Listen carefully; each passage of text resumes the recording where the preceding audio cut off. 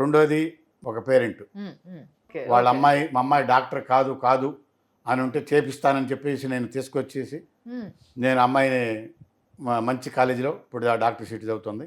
ఆయన ఎప్పుడు వచ్చినా ఒక ఆప్యాయంగా ఒక బ్రదర్ లాగా ఒక స్టూడెంట్ కావచ్చు, పేరెంట్ కావచ్చు, ఒక ఎమోషనల్గా వాళ్ళకి సీట్ వచ్చిన తర్వాత ఒక బ్రదర్గా ఒక ఫాదర్గా నన్ను వచ్చి కాళ్ళకి మొక్కిన ఆశీర్వాదం తీసుకోవడం అన్నది నాకు అది చిన్న విషయం కాదు. ఆయనకే నమ్మకం లేకుండానేమో వాళ్ళ పాప డాక్టర్ అవుతుంది అసలు ఇట్లాంటివన్నీ కొంచెం మనిషికి ఏంటంటే తృప్తిని మరి డబ్బులు కాదు సంపాదించడం చాలు. ఇది విధంగా ఇంత రెస్పెక్ట్ ఇస్తున్నారు.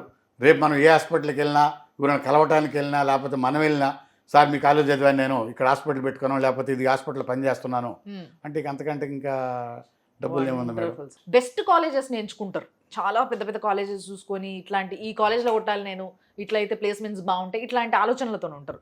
అలాంటి కాలేజ్లో కొట్టాలంటే మంచి కోచింగ్ కావాలా, అంటే ఇక్కడ బేస్మెంట్ ఇక్కడనే పడుతుంది కాబట్టి ఆ బేస్మెంట్ అనేది ప్రాపర్గా వేయడానికేనా ఇదంతా? అవునండి.